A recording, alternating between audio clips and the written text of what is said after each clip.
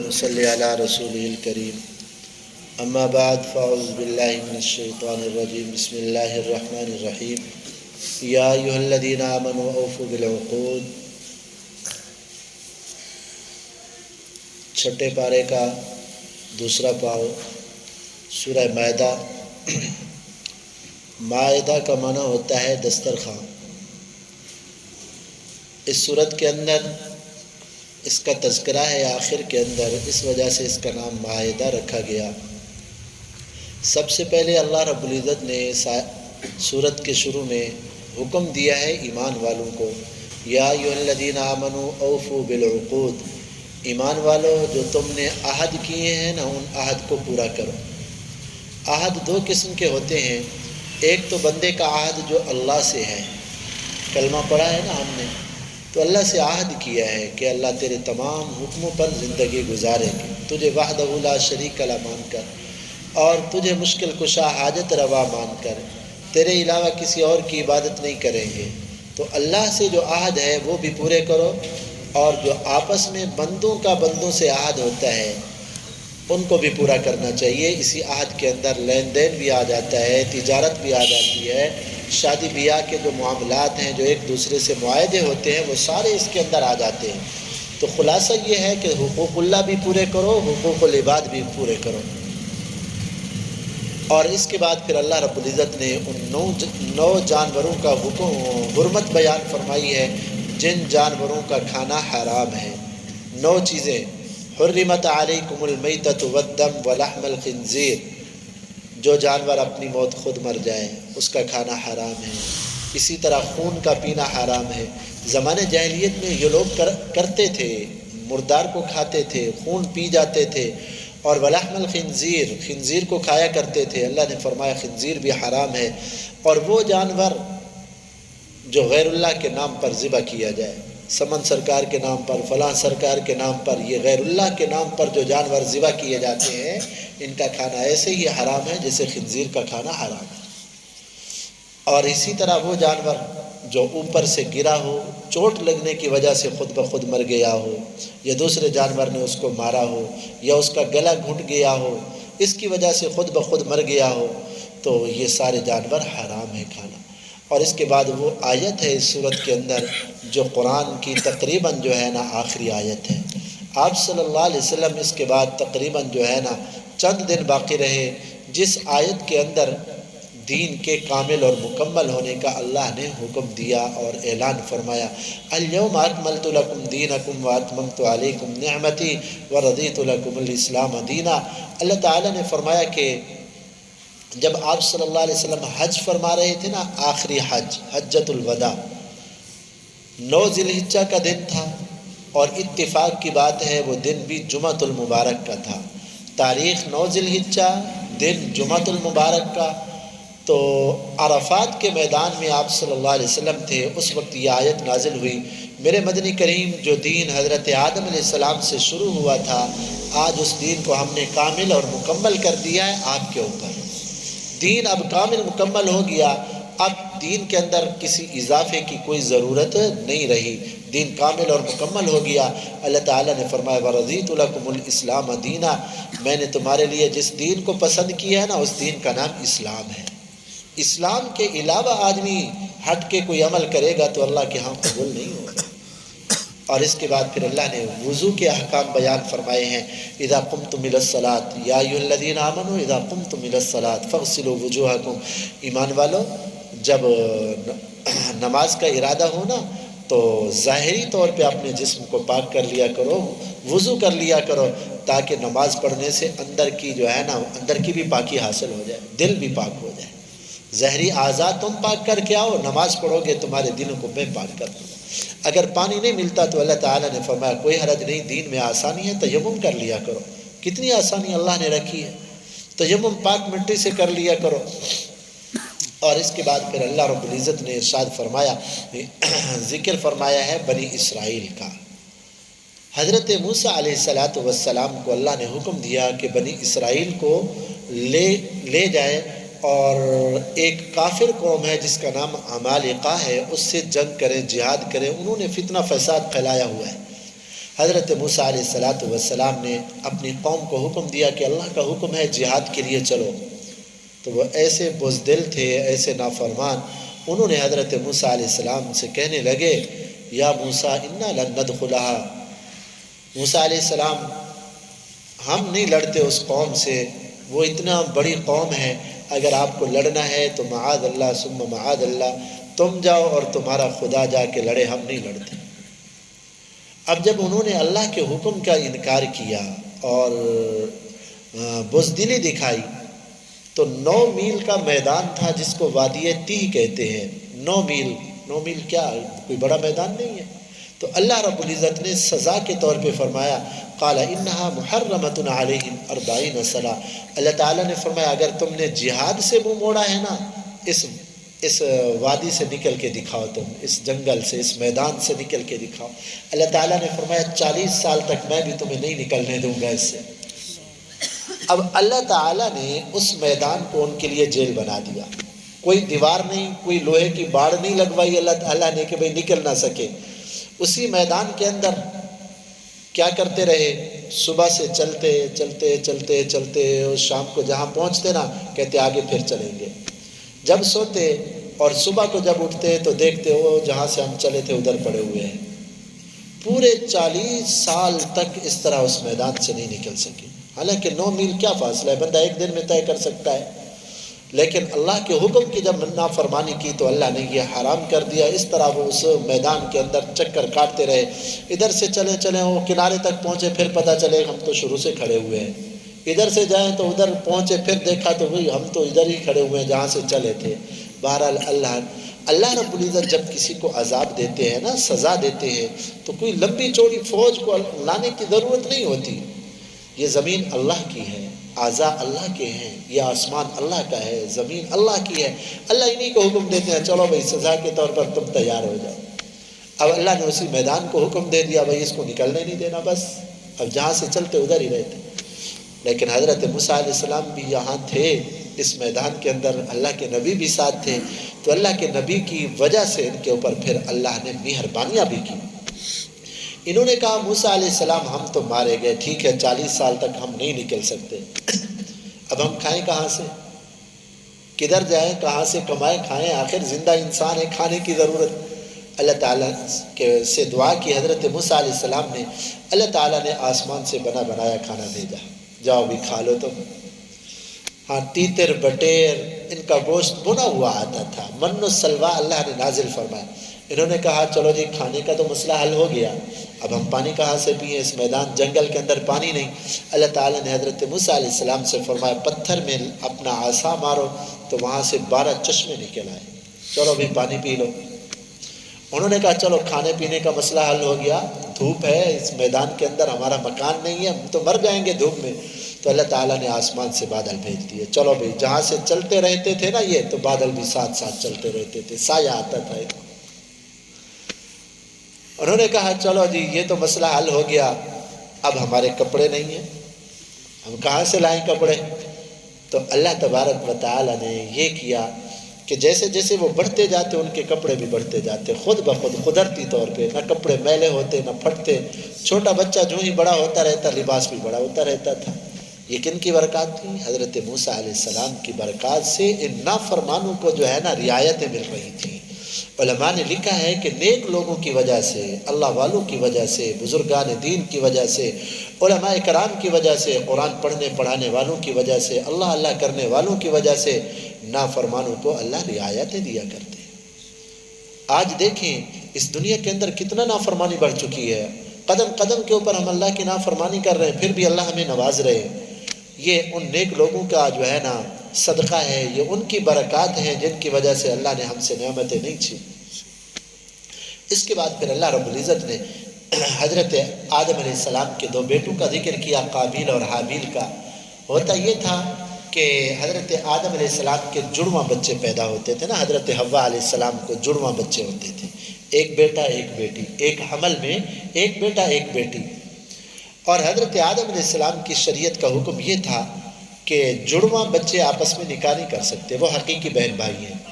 اس حمل کا بچہ آئندہ حمل والی بچی سے نکاح کرے گا، اور آئندہ حمل والا بچہ پہلی والی بچی سے نکاح کرے گا، یعنی جڑواں تو آپس میں نکاح نہیں کر سکتے تھے، دوسرے حمل والا پہلے سے کر سکتا تھا، اللہ نے کائنات کو چلانا تھا، تو اس طرح جو ہے نا اللہ نے حکم دیا۔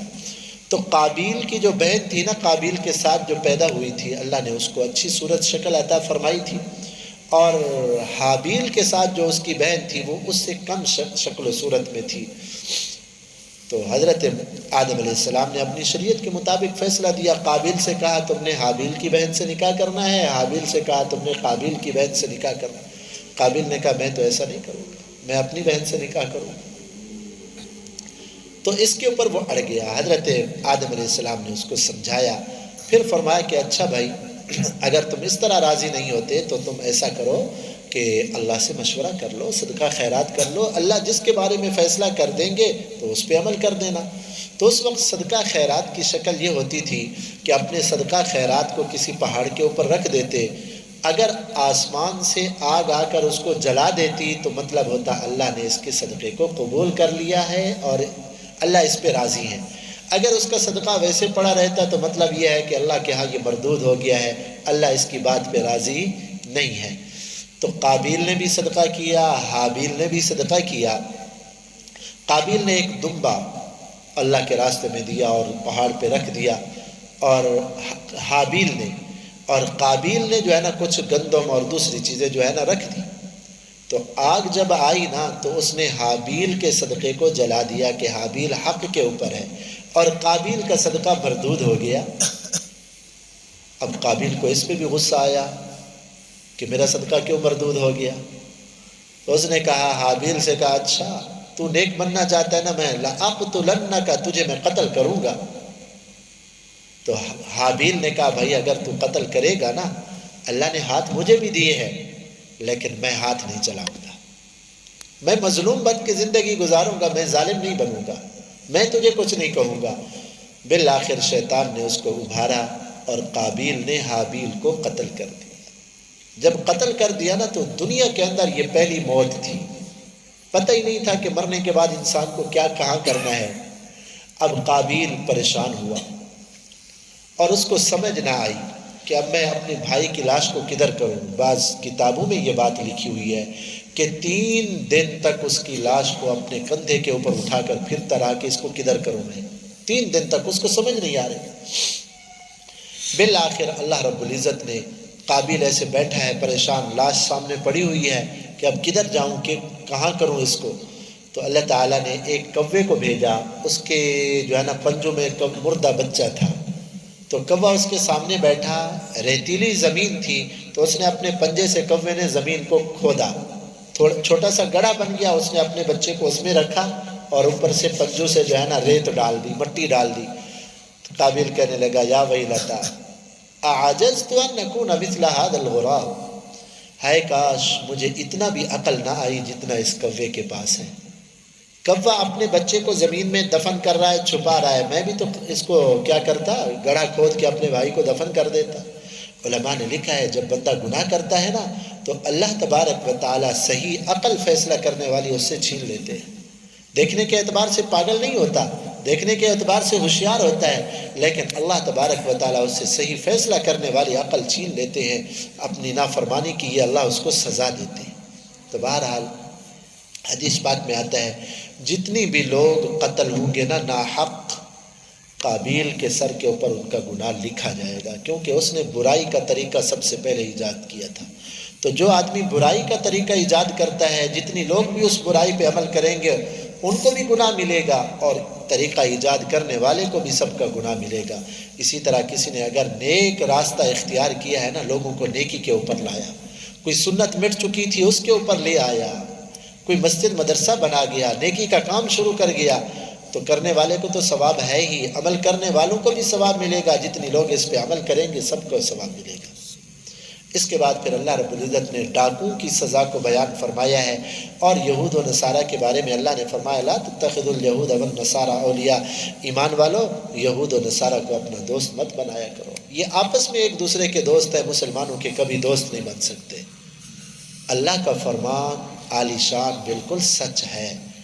آج ہمارے مسلمان جو ہے نا کافروں کے جوتے پالش کرتے ہیں، پھر بھی کافر ان سے راضی نہیں ہوتے، پھر بھی کافر راضی نہیں ہوتے، اور دوستیوں کی جو ہے نا بڑے دعوے کرتے ہیں کہ فلاں ملک ہمارا دوست، فلاں ملک ہمارا دوست، لیکن کافر ایک دوسرے کے دوست ہے، مسلمان کے بارے میں وہ کبھی دوست نہیں ہوتے۔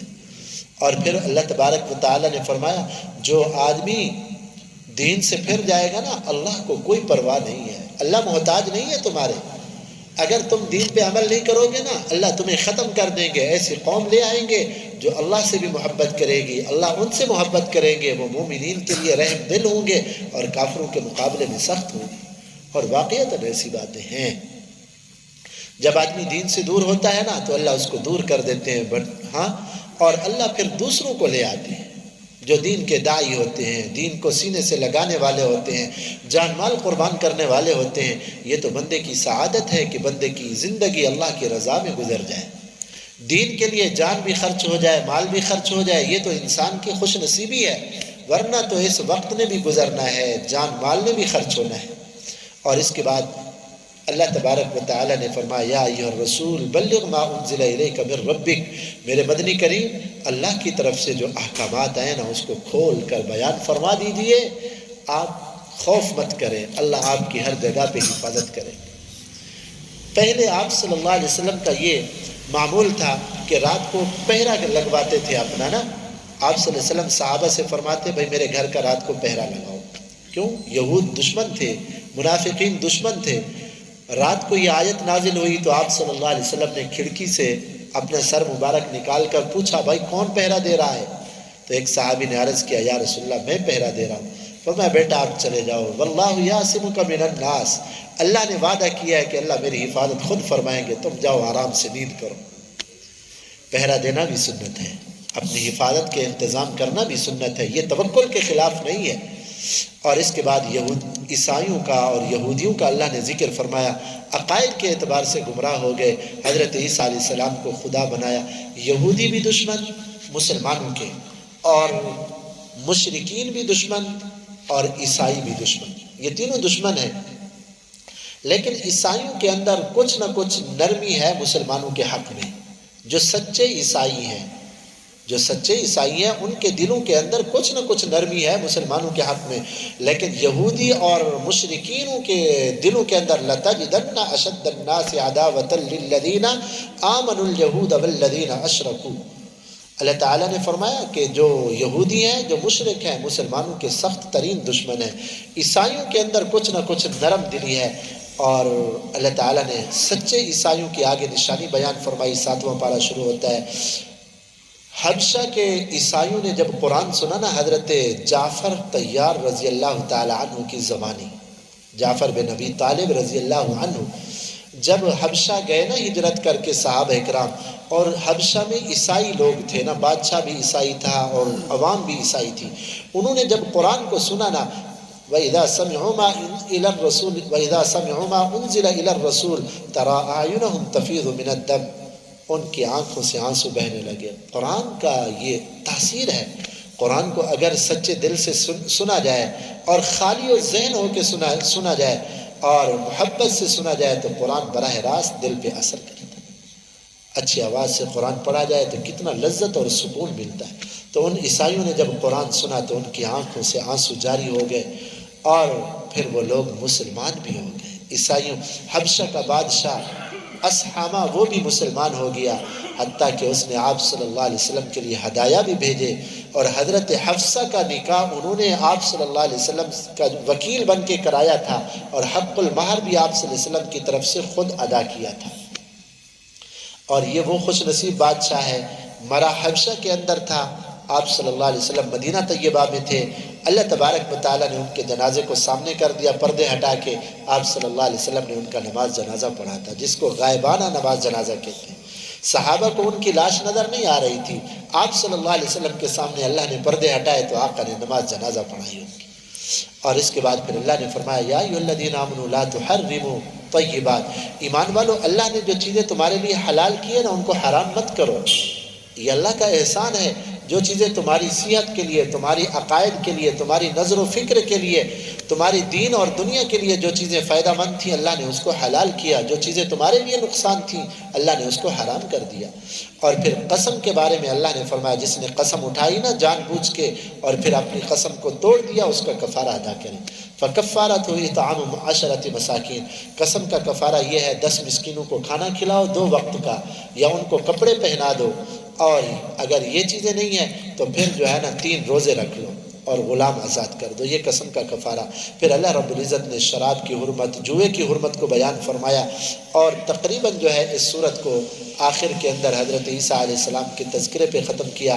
دیکھو عیسائیوں نے حضرت عیسیٰ علیہ السلام کو خدا بنایا نا، تو قیامت کے دن اللہ رب العزت حضرت عیسیٰ علیہ السلام کو بلائیں گے، وَإِذْ قَالَ اللَّهُ يَا عِيسَىٰ أَنْتَ قُلْتَ لِلنَّاسِ اتَّخِذُونِي، حضرت عیسیٰ علیہ السلام کو سارے لوگوں کے سامنے بلا کر اللہ پوچھیں گے عیسیٰ علیہ السلام بتاؤ تم نے ان کو کہا تھا کہ مجھے خدا بنانا؟ تو حضرت عیسیٰ علیہ السلام اللہ کے سامنے عاجزی کریں گے، معافی مانگیں گے، کہیں گے کہ اے اللہ میں نے تو ان کو یہ درس نہیں دیا تھا، میں نے تو ان کو کہا تھا ایک اللہ کی عبادت کرو، اللہ میں نے جو کچھ بھی کہا تھا تعلم ما فی نفسی، اللہ تو ہی خود جانتا ہے میں کیا ان کو تعلیم دے کر آیا ہوں، ان ظالموں نے خود مجھے تیرا بیٹا بنایا تھا اور مجھے خدا بنایا تھا، ان تعذبہم فإنہم عبادک، اللہ اگر تو عذاب دے تو تیرا عذاب دینا حق ہوگا اور سچ ہوگا کیونکہ یہ مجرم ہے، اگر اللہ تو معاف کر دے اللہ تجھ سے کوئی پوچھنے والا نہیں ہے، تو معافی کے اوپر بھی قادر ہے۔ اس کے بعد سورہ انعام شروع ہوتی ہے، اس کے اندر اللہ نے عقائد کو بیان فرمایا اور قیامت کا ذکر بھی فرمایا۔ اللہ رب العزت جب قیامت کے دن کافروں کو جمع کریں گے نا، کافر جب دیکھیں گے کہ بھئی آج تو نجات ان لوگوں کی ہو رہی ہے جو موحد ہیں، اللہ کی توحید کے اوپر قائم رہنے والے ہیں، آج مشرک ہلاک ہو جائیں گے، تو اللہ کے سامنے جھوٹی قسمیں اٹھائیں گے، واللہ ما کننا مشرکین، اے اللہ تیری قسم ہم نے کبھی شرک نہیں کیا تھا، جھوٹی قسم اٹھا لیں گے۔ اللہ تبارک و تعالیٰ اس وقت کیا کریں گے؟ اللہ رب العزت ان کے منہ کے اوپر مہر لگا دیں کہ یہ جھوٹا منہ دنیا کے اندر بھی جھوٹ بولتا رہا ہے اور آج آخرت میں بھی جھوٹ اللہ کے سامنے بول رہا ہے۔ اللہ تعالیٰ اعضاء سے کہیں گے تم بولو، اليوم نختم على افواہہم وتکلمنا ایدیہم وتشہد ارجلہم بما كانوا یعملون یکسبون۔ یاسین کے اندر اللہ نے فرمایا ہاتھ بولیں گے، پاؤں بولیں گے، جسم کا رواں رواں بولے گا، اب انسان کو انکار کی گنجائش نہیں رہے گی، کہے گا اللہ واقعی میں مجرم۔ تو بھائی یہ سارے حالات قیامت کے اللہ نے بیان فرمائے ہیں۔ تو آج ہم نے 7ویں پارے کے 2 پاؤں پڑھے ہیں، یعنی آدھا پارہ ہم نے پڑھا ہے، تو یہاں تک خلاصہ ختم ہوتا ہے۔ اللہ ہمیں ہدایات پر عمل کرنے کی توفیق